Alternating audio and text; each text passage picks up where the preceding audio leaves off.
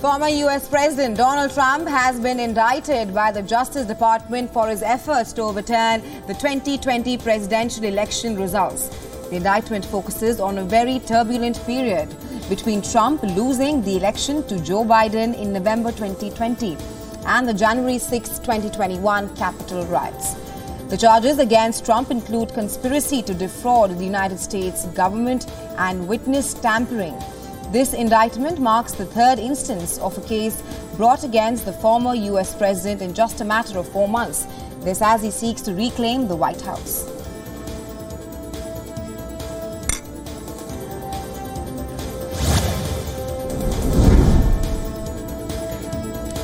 The situation remains tense in India's Haryana after clashes in the district broke out. The Indian authorities imposed a curfew, suspended internet service and deployed thousands of paramilitary forces after Tuesday's clashes.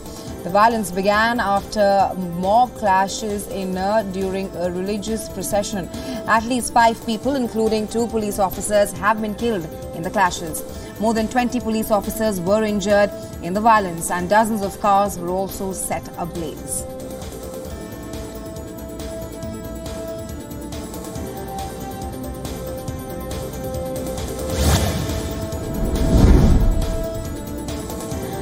Three aircraft, including 2 Airbus A330s, left southern France for Niamey's civilian airport to evacuate French citizens. The French foreign minister has said that there were 262 people on board the first Airbus, including a dozen babies as well. The initiative marks the first time that France has staged a large-scale evacuation in its former African colonies. Paris ordered the withdrawal of its citizens and also offered to evacuate other Europeans as well after an attack on the French embassy in Niamey.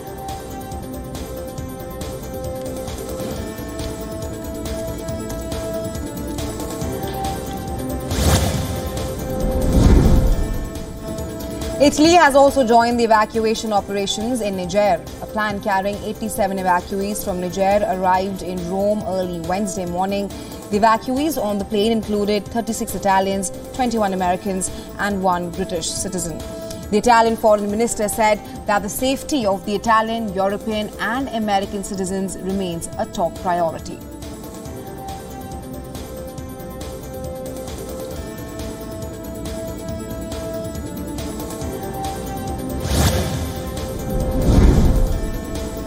The Indian Air Force has rescued a stranded civilian helicopter near the Amarnath Shrine in Jammu and Kashmir. The single-engine helicopter developed a technical snag and ceased to operate. The IAF's 11,500 feet daring high-altitude mission involved a Mi-17 V5 helicopter. The stranded helicopter had caused blockage and disruption at the Panchtarni helipad, which is the final helicopter drop point for the Amarnath Yatra. The Mi-17 helicopter crew managed to airlift the damaged helicopter through a valley surrounded by steep mountains.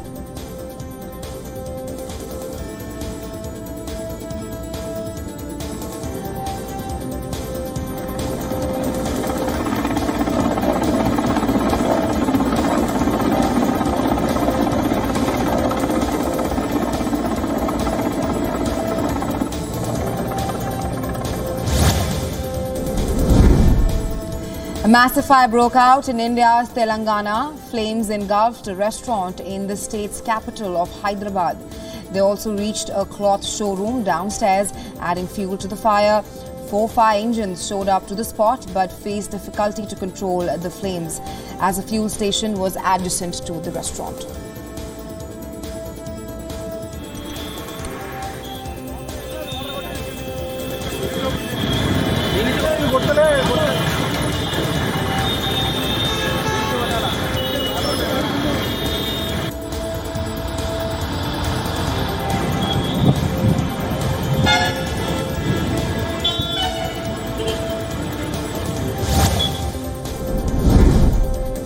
Two people were killed and 5 others wounded after an attacker hurled a petrol bomb on a bus in Senegal's capital, Dhaka. The bus was travelling from the suburbs to the centre of Dhaka when it was blocked by a group of miscreants. 7 hooded individuals hurled a Molotov cocktail at the bus and set it on fire. The attackers also robbed the passengers of their money and mobile phones. Such attacks have escalated after the opposition leader Usman Sonko was indicted under fresh criminal charges.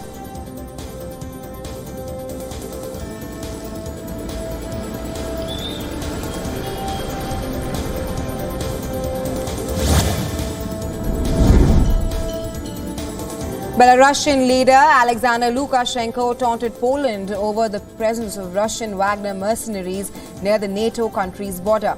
Lukashenko said that Warsaw should thank him for keeping them in check. Poland has claimed that Belarusian military choppers crossed into its airspace. Meanwhile, Belarusian military has denied Poland's accusation and counter-accused NATO and Poland of troop build-up at the border.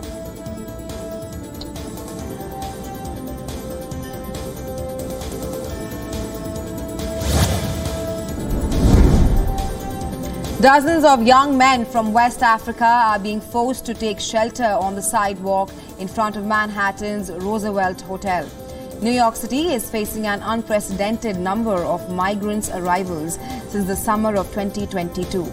More than 90,000 migrants, mainly from Central and South America, have arrived in the Big Apple since April last year. The rehabilitation services are crumbling under pressure.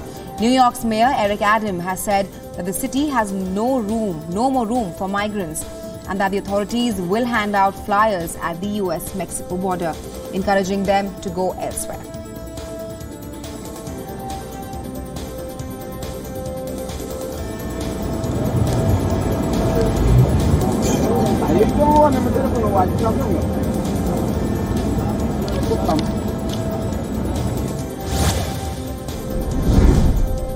Five members of the Chilean Air Force were killed in a helicopter crash on Monday.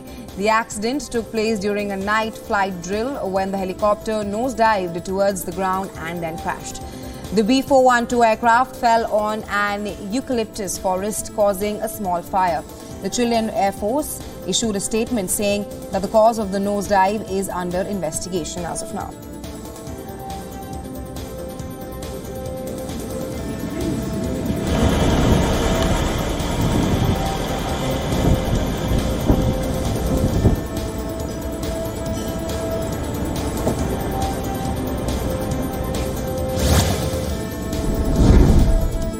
Striking Hollywood actors and writers convened outside the Universal studio, saying that it had intentionally interfered with the picket line areas.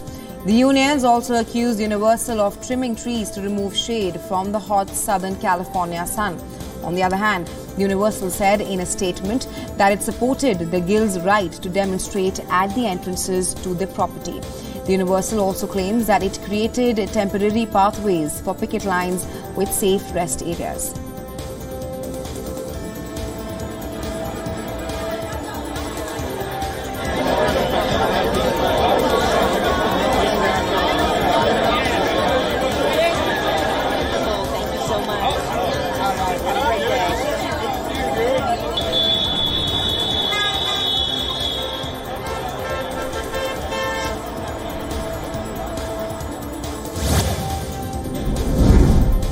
A 20-year-old Palestinian gunman opened fire in an Israeli settlement east of Jerusalem and wounded 6 people. The gunman was dressed as a security guard in a neon vest and fired shots outside a shopping mall. An off-duty police officer opened fire in response and killed the gunman. The Islamic militant groups Hamas and Palestinian Islamic Jihad praised the attack as heroic but did not claim responsibility.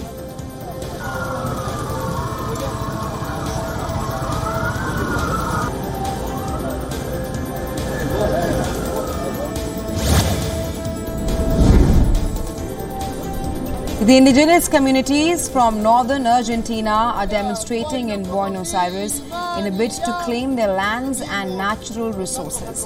They spoke out against the government of the Jujuy province. The communities accused the government of violating their rights and persecuting their representatives.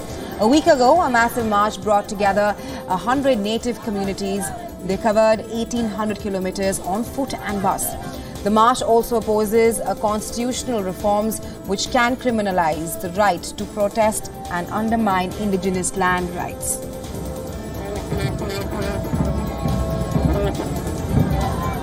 El pueblo unido jamás será vencido.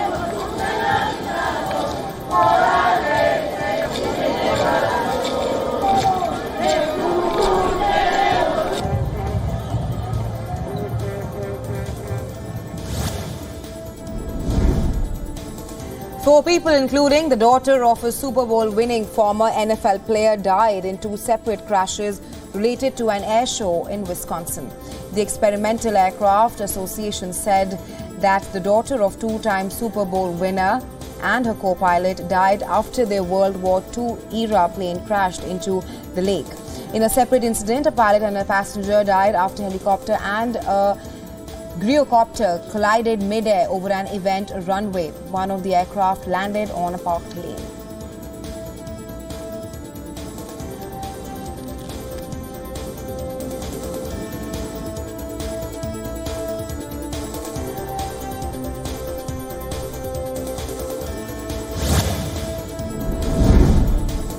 Thousands of Catholics painted in black paraded through the streets of Nicaragua's capital to celebrate the Santo Domingo festival.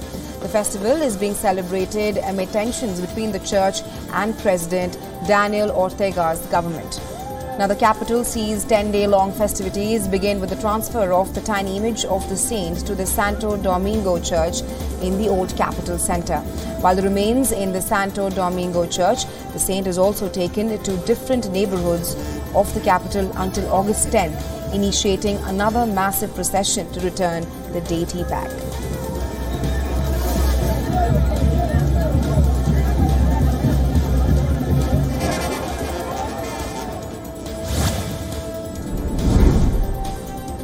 The UK launched its first permanent postal drone delivery service now, and the mail will now be transported from Royal Mail's Kirkwall delivery office to Stromness through a drone. The drone service is expected to significantly improve service levels and delivery times between distant places. The drones can also circumvent obstacles of weather and geography. The drone service is also expected to improve delivery time to Grimsay and Howe areas.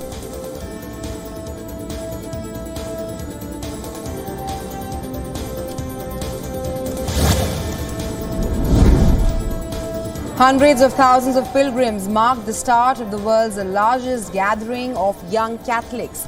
The faithful flew in from all over the world and waved their national flags at one of Lisbon's main parks. Pope Francis will land in Lisbon on Wednesday and will be the main guest.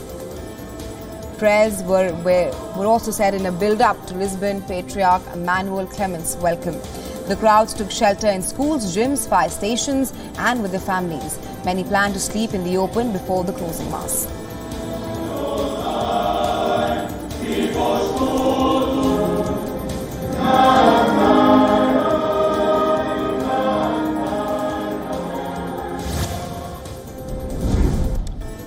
The first of two supermoons in August has graced night skies across the world. The supermoon is broadly defined as a full moon that is closer to the Earth than normal. That makes it appear slightly brighter and bigger in the sky. From country to country, keen sky gazers diligently captured the moon. Take a look.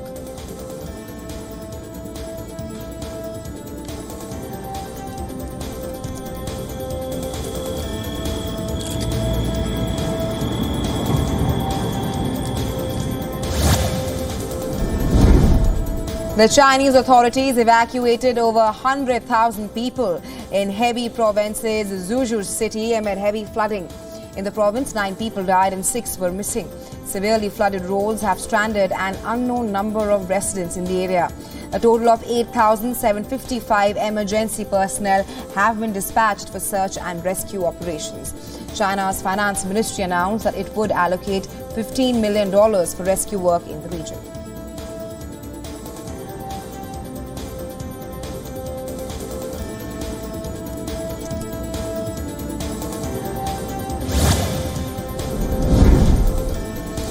Typhoon Khanun closed in on Japan and high winds littered roads with debris in the Okinawa prefecture. Strong winds and high waves battered the island coastline on Wednesday. The power lines were also hit, knocking out electricity to more than 200,000 households as the powerful and slow-moving Typhoon Khanun neared the country's southwestern islands. The storm is hitting during the peak summer tourist season. The storm comes in during the tourist season this year as seen the summer of visitors return to pre-pandemic levels.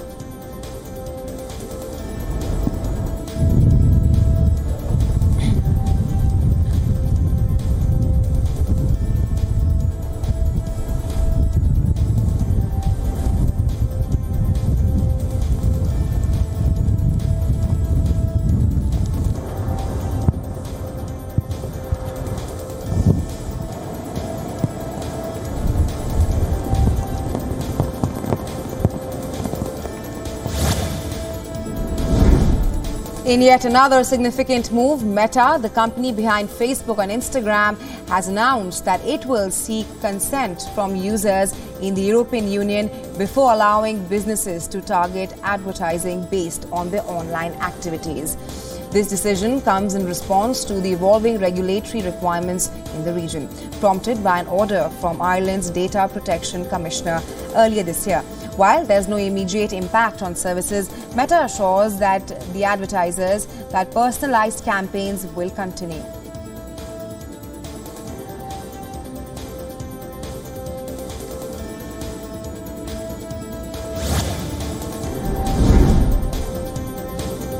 The Reserve Bank of India has revealed that 88% of the country's 2,000 rupee currency notes amounting to a staggering $38.17 billion have been returned since their withdrawal decision.